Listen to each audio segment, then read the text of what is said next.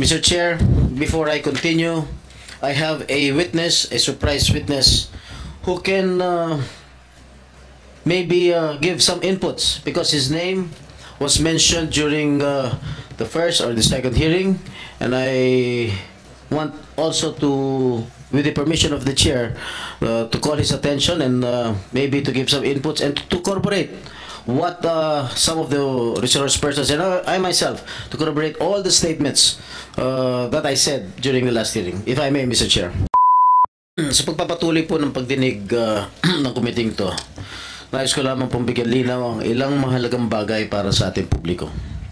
Ang pagsiwalat ng mga di umano'y dokumento mula sa Philippine Drug Enforcement Agency, kung mapapatunayan na wala itong kabasehan o katotohanan at pawag gawa-gawa lamang, ay sumasaklaw sa privacy concerns, due process at reliability of information.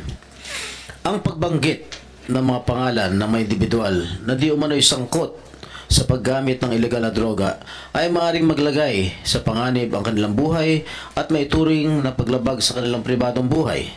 Ito rin ay usapin na may kinalaman sa tinatawag natin due process at presumption of innocence, lalo na kung hindi ka mapapatunayan na sangkot sila sa anumang krimen sa ilalim ng tamang proseso ng batas. Maaring biktima rin sila ng maling interpretasyon o maling pag-uugnay sa usapin ng illegal drugs. Maaari rin na magdulot ito ng political repercussions at magamit na instrumento sa pamumulitika. I am here to extend my full support as one of the vice chair of this committee to the esteemed chairperson conducting these committee hearings. It is our collective responsibility to unearth the truth behind the purported PDEA leaks and utilize it to shape effective legislation. My colleague and I are committed to achieving this objective through a diligent and impartial approach. Ang paksa ng pagdinig ay hindi umano'y PDEA leaks, pero sinabi ng mga opisyal ng PDEA na walang ganitong pangyayari. Sinasabi ni Morales, meron daw. Nasaan po ang ebidensya? Isa sa mga natutunan ko sa pag-aaral ng batas ay ang legal maxim that he who alleges has the burden to prove this. Maliban sa mga statement ni Morales, ano pang ebidensya ang pinakita niya? Wala po. Mr. Chair, dinidinig natin ang testimonya ng isang witness na naharap sa mga criminal complaints sa isang lokal na hukuman at kabilang dito ang paglabag sa Article 180 ng Revised Penal Code, ang batas na nagtatakda ng parusa para sa mga tao nagbibigay ng peke o maling testimonya laban sa isang akusado at kasalukuyan itong nakapending sa MTC San Fernando, Pampanga. Bilang mga senador, meron tayong malalim na responsibilidad na atiyakin ang katotohanan sa mga pahayag ng mga individual na tumatayong testigo o resource persons natin. Ito ay hindi lamang tungkulin natin bilang mga mambabatas, kundi isang moral na obligasyon. Walang puwang sa ating mga pagdinig ang mga nagpapakalat ng kasinungalingan o gumagawa ng perjurious statements, lalo na't nanumpa sila sa nagsasabi na pawang katotohanan lamang.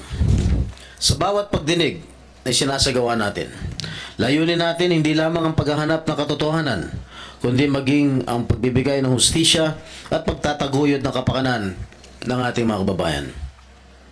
Sa mga bumabatikos sa akin na wala raw ako moral ascendancy para lumahok sa pagdinig na ito dahil ako raw ay convicted ng hukuman, nais ko lang bigyan din na ang pagdalo ko dito ay pagtupad sa akin tungkulin at responsibilidad bilang inyong senador na inihalal ng 15 milyong botanteng Pilipino na naniniwala sa aking kakayahan at nagtitiwala na kaya kong gampanan ang mga responsibilidad bilang isang lingkod bayan.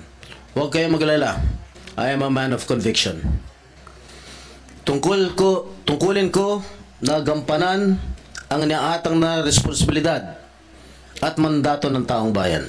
Hindi ako titigil sa pagtupad ng aking tungkulin kahit pa may iilan dyan na inaatake ako ng personal. Ang ating paglahok sa mga pagdinig ay hindi lamang isang karapatan, kundi isang tungkulin ng ating sinumpaan.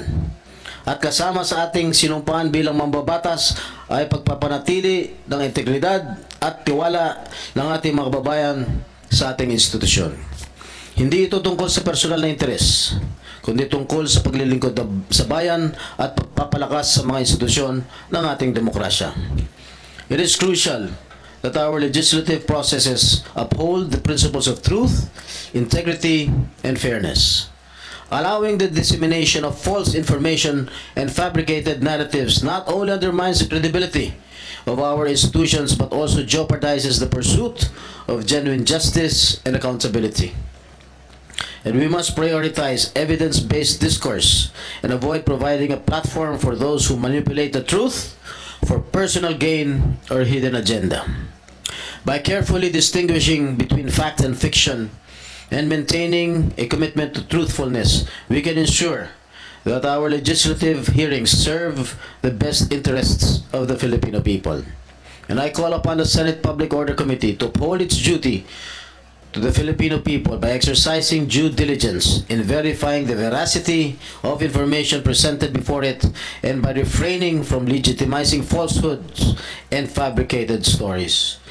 Mr. Chair, before I continue, I have a witness, a surprise witness, who can maybe give some inputs because his name was mentioned during the first or the second hearing, and I want also to, with the permission of the chair, to call his attention and maybe to give some inputs and to corroborate what some of the resource persons and I myself to corroborate all the statements that I said during the last hearing. If I may, Mr. Chair. Yes, Senator Jingo Estrada. For the record, yung witness na iharap mo ay hindi yan kasama sa mga invited resource Recording in person progress. by this committee. But then again, as I have said, I am for ferreting out the truth. Thank you, Mr. Kahit Chair. na wala yan siya sa, hindi siya invited na resource person, but since dinala mo siya dito, I am willing to hear him. Huwag po kayo mag-alala. But then again, before you proceed with the presentation of your witness, I just would like to react on your opening statement that yes, I would like to thank you for these reminders. Reminders coming from a esteemed veteran colleague of the Senate. Alam ko mas marami kang alam kaysa akin. So I am taking all your advices, and rest assured that as the chairman of this committee will not go overboard. When you say that I am entertaining, I am legitimizing falsehood, I would like to disagree that we are not entertaining. But thank you for this reminder. Hindi naman, kaya nga tayo nagkakaroon ng hearing to hear everyone, para pakinggan natin sila. Wala po tayong hidden agenda dito. It's up for us to evaluate yung mga sinasabi lang kung totoo ba yan o hindi. In fact, si Morales mismo, meron siya mga sinasabi na pinapaniwalaan ko, meron din siya sinasabi na medyo alanganin ako. That's just to set the record straight. And rest assured, I will do my best as the chairman of this committee na hindi magamit itong committee na ito for any hidden agenda or any political or personal agenda ng ibang tao. Itataya ko ang buhay ko dito sa hearing na ito as far as objectivity and neutrality is concerned. That's all. You may proceed. Thank you, Mr. Chair. Mr. Chairman. Senator Tolentino is seeking the floor, if you may allow. Go ahead, Senator Tolentino. Even without inquiring as to the nature of the testimony that would be given by the surprise witness, may we know, Mr. Chairman, kung nakapanumpa na ba yung surprise witness o wala pa dito? Wala pa, surprise nga. Surprise nga. So, therefore, you are not objecting, ha? You are not objecting to the presentation of this witness? We rely on the ruling of the chair. Well, I rule in the spirit of transparency and fairness. Kahit na hindi ko siya invited, since siya ay invited ng ating colleague din, pakinggan natin. I'm willing to hear. I rely on your ruling. I'm not so sure about the sentiments of Senator Escudero here. you want to share your sentiment? By the way, I would like to acknowledge the presence of Senator Escudero and Senator Bongo. Thank you very much, Your Honors. Mukhang dumadami na akong kasama dito. Lumalakas na yung loob ko. Andyan na kayo. Marami na akong reinforcement. Thank you, thank you. Please, Probably conditionally, Mr. Chairman, because I want to be surprised too. I don't know the nature of the testimony to be given by the witness of Senator Jinggoy. But I'm willing to go along with the chairman's ruling to allow this witness for the meantime. well, thank you. Thank you. As I have said, no holds barred ako dito. Kahit sino.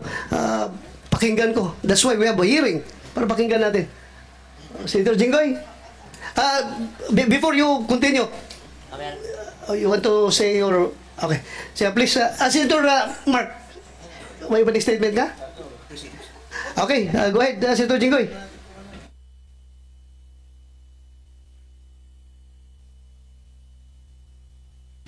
Mr. Chair, thank you very much. Gusto mo? Pwede natin unahin yung St. Luke's, baka habang hinihintay natin yung ating witness. Yes, unahin natin yung St. Luke's. What about St. Luke's? Anong tanong natin dito? Ha? Tungkol dun sa Drug test na? time ano? Yung 2 minutes na drug test. Yes. Sino nagsabi ng 2 minutes? Ikaw yun, Morales. St. Luke's. Your Honor, yun yung nakalagay doon sa sa report doon. Yes, nabasa ko. Thank you. St. Luke's. Maybe St. Luke's Dr. Ano? Yes, sir. You were the one who signed this? Yes, sir. Can you just explain before the committee ano raw yung kino-complain lang yung 2 minutes lapse or 2 whatever? minutes and 54 seconds. Yeah, before you answer the question, please introduce yourself para malaman namin yung qualifications mo, ma'am. Good morning po. I am Dr. Maria Cecilia Lim. I am the laboratory head of the drug testing. Before that, Doctor, I'm sorry to interrupt, Mr. Chair. Can we have our surprise witness be seated here? And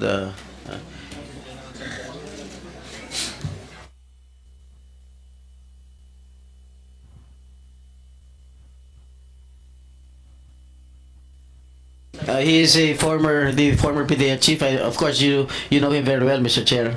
Yes, in fact, another former PDEA chair here, PDEA Director General, General Kakdak, may former senior officer in the PNP. Kahit na may sakit siya, pumunta siya dito. Inoperahan siya sa likod, pumunta siya dito. So, thank you, sir, for coming over. Thank you. You did not let me down. Thank you, sir, for the invitation. And also, my upperclassman, the former officer of the PNP, General Pilisardo Serapio. Sir, thank you. Again, you didn't let your underclassman down. Thank you for coming over. Salamat, sir.